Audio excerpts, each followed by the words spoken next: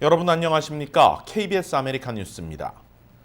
11월 3일 대선을 앞두고 지지율에서 앞서고 있는 조 바이든 민주당 대통령 후보를 트럼프 대통령이 조금씩 쫓아가는 양상을 보이고 있습니다. 경합주에서 격차가 오차 범위까지 좁혀지고 있는 가운데 두 후보는 TV 광고 비중을 높이며 표심 잡기에 사활을 걸고 있습니다. 첫 소식 김경일 기자가 보도합니다. 트럼프 대통령과 바이든 민주당 대통령 후보는 경합주의 판세를 유리하게 만들기 위해 시간과 자금을 퍼붓고 있습니다.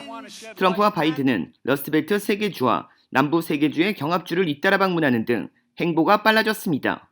이는 경합주 여론이 심상치 않기 때문입니다. 최근 경합주 평균 지지율 격차는 3.3%로 줄어들었습니다. 이는 지난 7월 6.3%포인트보다 좁혀진 것입니다. 두 후보는 경합주에 광고 비용을 높이고 있습니다. 트럼프 캠프는 9월 경합주에 4,870만 달러의 TV 광고를 예약했습니다. 바이든 캠프 역시 5,320만 달러를 애리조나주와 경합주에 집중시켰습니다. 또 브레이크 피격 사건도 트럼프 대통령은 폭력 시위 사태에 초점을 맞추고 법과 질서를 내세우고 있습니다. 반면 바이든 후보는 경찰 개혁과 인종차별 해소 등 치유를 키워드로 내세웠습니다. 코로나 사태도 트럼프 대통령은 백신 조기 개발에 상당한 기대를 거는 반면 바이든 후보는 코로나 대응 실패를 집요하게 제기하고 있습니다. 전문가들은 바이든 후보의 경우 폭넓은 우위를 보이지만 경합주 여론조사는 트럼프 대통령에게 희망의 빛이 되고 있다고 분석했습니다. KBS 뉴스 김경일입니다. 코로나19 사태 장기화가 결국 LA시 재정에도 악영향을 미치고 있습니다. LA시는 시 공무원 15,000명에게 강제 무급 휴가를 시행할 것이라고 밝혔습니다. 이유수 기자가 보도합니다. LA시가 결국 재정 긴급 사태를 선포했습니다.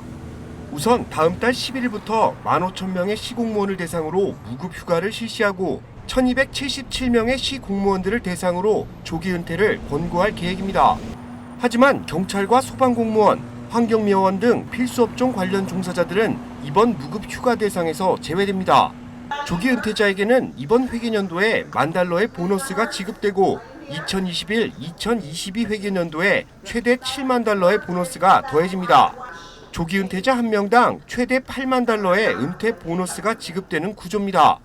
에릭 가세트 시장은 시정부 재정 악화에 따른 공무원들의 대량 해고를 피하기 위해 이 방안을 꺼내든 것이라고 밝혔습니다. LA시 공무원들은 최대 18일 동안 무급 휴가를 떠나야 하는데 이는 임금이 7% 삭감되는 효과를 나타냅니다. 조기 은퇴자의 연봉까지 합산하면 최대 10%의 예산 절감 효과를 누릴 수 있습니다. 이번 조치는 내년 6월 20일까지 이어질 예정이며 시당국은 이번 예산 삭감으로 1억 420만 달러를 절약할 수 있을 것으로 보고 있습니다. 하지만 시공무원들은 이번 조치에 반발할 것을 예고하고 있습니다. 공무원 노조는 이번 무급휴가 조치가 노동계약을 위반하는 행위라고 반발하고 있고 무급휴가로 수많은 공공서비스에 차질이 불가피하다며 이에 맞서고 있습니다. 에릭 가세트 시장은 본인 역시 올해 초 2달치 임금을 포기했다며 시공무원들의 적극적인 참여를 독려하고 있습니다. 공무원 노조의 반발이 거세질 경우 대규모 해고 카드까지 꺼내들 것으로 보입니다. KBS 뉴스 이우수입니다. 낸시 펠로시 민주당 연방 하원 의장의 미용실 특권 이용 논란이 이어지고 있습니다. 실내 영업이 불가능한 미용실 안에서 마스크를 착용하지 않은 채 머리 손질을 받은 영상이 공개됐는데 펠로시 의장은 미용실 측이 파놓은 함정에 빠진 것이라고 해명했습니다. 이채은 기자입니다. 샌프란시스코의 한 미용실 안, 낸시 펠로시 하원 의장이 마스크를 쓰지 않은 채 미용실을 거닙니다. 현재 샌프란시스코 내 미용실은 아직 실내 영업이 불가능한데 펠로시 의장이 마스크도 착용하지 않은 채 실내 서비스를 받아 비난을 받고 있습니다. 이와 관련해 펠로시 의장은 미용실 업주가 고의적으로 함정을 판 것이라고 주장했습니다. When they said, well, we're able to accommodate people one person at a time and that we can set up that time, I trusted that. As it turns out, it was a setup. 오랫동안 방문해왔던 동네 미용실이었기 때문에 의심 없이 제안을 받아들였다는 입장입니다. 마스크를 쓰지 않았던 것은 머리를 감고 난 직후였기 때문에 잠시 동안 마스크를 목으로 내린 것이라고 해명했습니다. 또한 업소 측이 지정해준 시간에 방문했는데 돌이켜보니 미용실이 설계한 함정에 빠진 것이었다며 미용실에 사과를 요구했습니다. 이와 관련해 해당 미용실의 에리카 키오시 원장은 이를 정면으로 반박했습니다. 키오시 원장은 미용사로부터 펠로시 의장 머리를 손질할 것을 하루 전인 일요일에 통보받았다고 언급했습니다. 실내 영업을 원치 않았지만 미용실의 일부를 빌려 쓰는 외주 미용사로부터 전달받았기 때문에 이를 거절할 수 없었다고 덧붙였습니다. 마스크 착용과 관련해 펠로시 의장이 처음부터 마스크를 쓰지 않고 미용실을 방문해 자신을 포함한 직원들이 경악을 금치 못했다고 강조했습니다.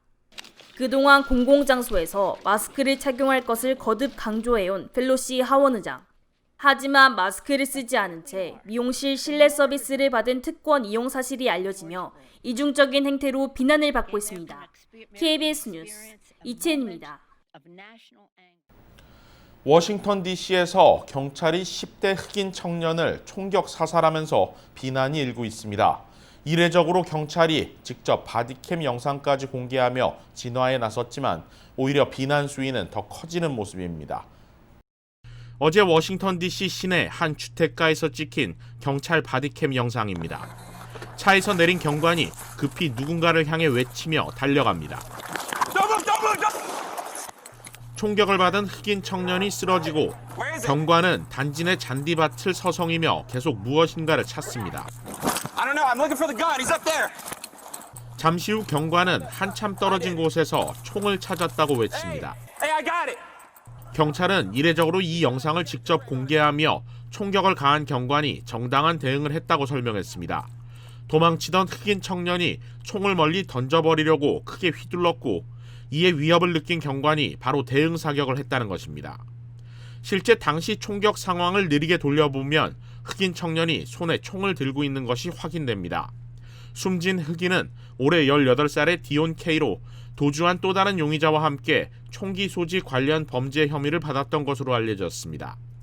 경찰이 영상까지 공개하며 진화에 나섰지만 여러 정황상 10대 흑인을 향한 무리한 과잉 총격 대응이라는 여론이 더 많아 보입니다.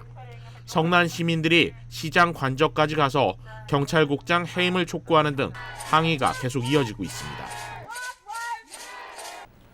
앤드류 쿠오모 뉴욕 주지사가 뉴욕시 쇼핑몰과 뉴욕 카지노들이 9일부터 재개장을 할 수 있다고 발표했습니다. 제휴사 뉴욕 KBTV 이창원 기자입니다. 뉴욕시의 쇼핑몰은 수요일은 50%만 입장이 가능하며 코로나19 안전 조치를 모니터링하기 위해 환기시설 및 추가 직원을 제공해야 한다고 말했습니다. 또 실내 식사는 허용되지 않습니다. 쿠오모 뉴욕 주지사는 기자와의 전화회에서 뉴욕시의 쇼핑몰이 재개장될 때 마스크 착용과 사후적 거리 두기가 필수이며 쇼핑몰 안에서의 불필요한 배회나 모임은 허용되지 않을 것이라고 말했습니다.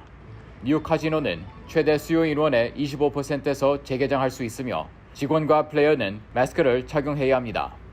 또 카지노 층에서 음식이나 음료를 제공할 수 없고 공기 중에 코로나 바이러스 입자를 제거하는 것으로 밝혀진 여과 시스템을 설치해야 합니다.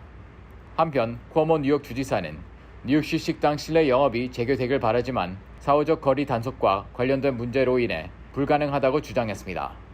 빌 드 블라시오 뉴욕시장도 이달 말까지 실내 식당 재개 여부를 발표했지만 안전과 건강에 대한 그의 우려는 여전히 남아있다고 말했습니다.